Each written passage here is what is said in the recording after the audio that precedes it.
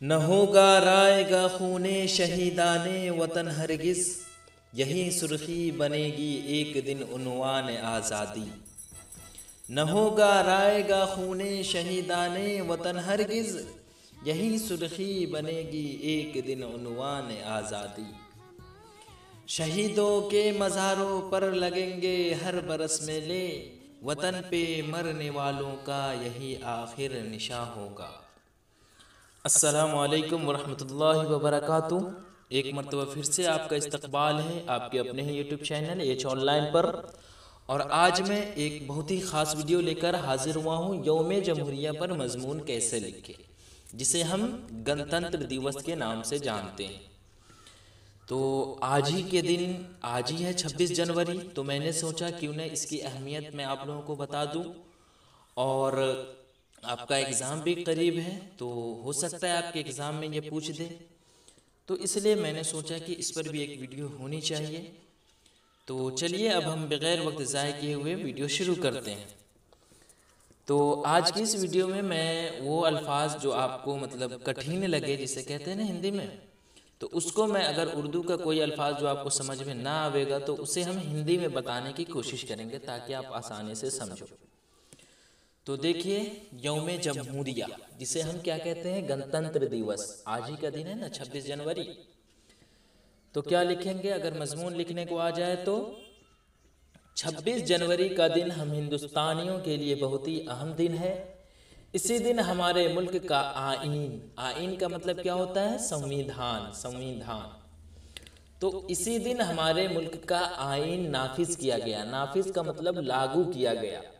और इसी दिन हमारा मुल्क एक जमहूरी रियासत तस्लीम किया गया। जमहूरी रियासत का मतलब लोकतांत्रिक राज्य तस्लीम किया गया। इसलिए हम इसे यौम जमहूरिया कहते हैं, या गणतंत्र दिवस कहते हैं, या रिपब्लिक डे कहते हैं। और हर साल हम इसे कौमी जज्बे और एहतराम के साथ एक कौमी त्यौहार की शक्ल में मनाते हैं। कौमी त्यौहार यानी राष्ट्रीय उत्सव की शक्ल में मनाते हैं। 26 जनवरी की अहमियत दूसरी वजूहात से भी है। इसी दिन लाहौर में कांग्रेस का एक अहम इजलास हुआ था, जिसकी सदारत का मतलब क्या होता है, अध्यक्षता। तो जिसकी अध्यक्षता पंडित जवाहरलाल नेहरू की थी। नेहरू ने इस दिन अंग्रेज हुकूमत के सामने मुकम्मल आज़ादी की मांग की थी। इसके अलावा 26 जनवरी 1930 ईस्वी को सारे मुल्क में झंडा लहराकर मुकम्मल आज़ादी का हल्फ लिया गया था। हल्फ का मतलब होता है शपथ, यानी मुकम्मल आज़ादी का शपथ लिया गया था। 15 अगस्त 1947 सनीजरी को हमें आज़ादी तो मिली, लेकिन उस वक्त मुकम्मल तौर पर मुल्क आज़ाद न था।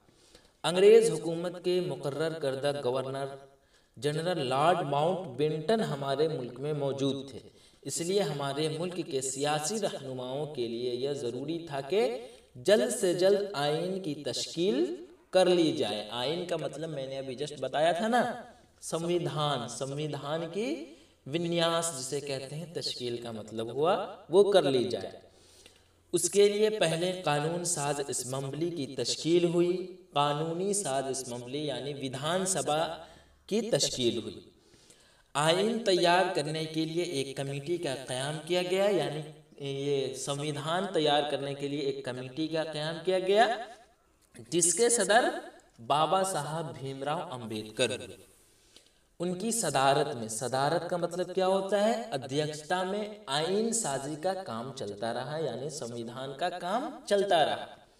दुनिया के मशहूर ममालिक के आइन जमा किए गए और आखिरकार 2 साल 11 महीने और 18 दिन की मेहनत व मुशक्क़त के बाद यह आइन तैयार हुआ। मेहनत व मुशक्क़त यानी कठोर परिश्रम, जिसे हम कहते हैं हार्ड वर्क। हार्ड वर्क के बाद मतलब आइन तैयार किया गया। और 26 नवंबर 1949 सन ईस्वी को कानून साज असम्बली से यह पास हो गया, यानी विधानसभा से ये पास हो गया। और 26 जनवरी 1950 सन हिजरी से नाफिज हो गया, यानी लागू हो गया। आइन की तमहीद में ही हिंदुस्तान को एक जमहूरी रियासत तस्लीम किया गया। तमहीद, तमहीद का मतलब क्या होता है? प्रस्तावना। जी हाँ, हम स्कूल में पढ़ा करते थे, याद कीजिए जब 8 क्लास में थे तो हर रोज़ हम पढ़ा करते थे। मुझे आज भी याद है, हम भारत के लोग भारत को एक संपूर्ण प्रभुत्व संपन्न समाजवादी पंथ निरपेक्ष लोकतंत्रात्मक गणराज्य बनाने के लिए तथा उसके समस्त नागरिकों को ये सामाजिक आर्थिक और राजनैतिक न्याय विचार अभिव्यक्ति विश्वास धर्म और उपासना की स्वतंत्रता प्रतिष्ठा और अवसर की समता प्राप्त करने के लिए तथा उन सब में व्यक्तित्वों की गरिमा और राष्ट्र की एकता और अखंडता सुनिश्चित करने वाली बंधुता बढ़ाने के लिए दृढ़ संकल्प होकर अपनी संविधान सभा में आज तारीख 26 नवंबर 1949 ईस्वी मिति मार्गशीर्ष शुक्ला सप्तमी संवत जो भी था 2006 विक्रमी को इत द्वारा इस संविधान को अंगीकृत अधिनियमित और आत्मार्पित करते हैं। ये भारत का संविधान था। जी हाँ, जो स्कूल में अक्सर प्रार्थना में पढ़ा करते थे। तो यही बातें थी, मैंने यहाँ पे बोल दिया है ताकि आप समझ लो। तो आइन की तमहीद यानी वही प्रस्तावना में ही हिंदुस्तान को एक जमहूरी रियासत तस्लीम किया गया। जमहूरी रियासत का मतलब क्या हुआ? ये लोकतांत्रिक राज्य तस्लीम किया गया। आज़ादी मिलने और आइन नाफिज होने के बाद पहला आम इंतखाब होने तक मुल्क में आर्जी हुकूमत रही। पहला आम इंतखाब यानी पहला आम चुनाव जिसे हम कहते हैं फर्स्ट ये जनरल इलेक्शन। तो तब तक क्या था? तब तक आर्जी हुकूमत रही जिसके वजीर आजम का मतलब प्रधानमंत्री जो अभी नरेंद्र मोदी हैं, तो जिसके वजीर आजम पंडित जवाहरलाल नेहरू थे। डॉक्टर राजेंद्र प्रसाद आज़ाद हिंदुस्तान के पहले राष्ट्रपति थे। राष्ट्रपति को उर्दू में क्या कहते हैं? सदर कहते हैं। यौम जमहूरिया 26 जनवरी को हर साल कौमी त्यौहार की शक्ल में मनाया जाता है, यानी राष्ट्रीय उत्सव की शक्ल में मनाया जाता है। हिंदुस्तान की राजधानी दिल्ली में इसका खास एहतमाम होता है। लाखों लोग जमा होते हैं और इस कौमी त्यौहार में हिस्सा लेते हैं। बहरी और हवाई फौजों के दस्ते परेड करते हैं। जी हाँ, बहरी और हवाई यानी नौसेना और वायुसेना। वायुसेना यानी एयरफोर्स के मतलब नौजवान जो है वो परेड करते हैं। इस दिन तमाम दफातर तालीमी और गैर तालीमी इदारे बंद रहते हैं। जी हाँ, आज के दिन बंद है ना सारा चीज़ें। तमाम जगहों पर झंडे लहराए जाते हैं। आज आप देख लें, हर जगह झंडे लहराए जा रहे हैं। स्कूलों कॉलेजों व दीगर तालीमी इदारों में खुसूसी इंतजामात होते हैं। बच्चों के परेड होते हैं, मिठाइयाँ तकसीम की जाती है, मुख्तलिफ प्रोग्राम का नज़्म किया जाता है।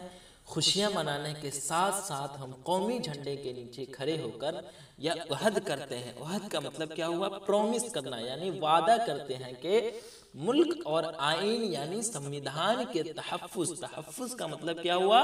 तहफ़्फ़ुज़ का मतलब हुआ उसका रक्षा करना यानी प्रोटेक्शन।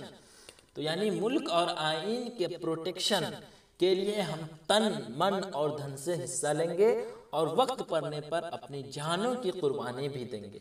इस तरह यह बहुत ही अहम दिन है, इसलिए हर हिंदुस्तानी को बिला तफरीक का मतलब हुआ बिना किसी भेदभाव के, मजहबों मिल्लत रंगो नस्ल के, यानी हर हिंदुस्तानी को बिला तफरीक मजहबों मिल्लत रंगो नस्ल के मुल्क के तहफ़्फ़ुज़ के लिए यानी प्रोटेक्शन के लिए आगे आना चाहिए। तो ये रही वीडियो कैसी लगी आप कमेंट में ज़रूर बताएं। बस जाते जाते मैं आपको यही कहूँगा कि उस मुल्क की सरहद को कोई छू नहीं सकता जिस मुल्क की सरहद की निगाहबान है आंखें। तो चलिए आज के लिए बस इतना ही। इंशाअल्लाह फिर मैं एक अहम वीडियो के साथ बहुत जल्द आऊँगा।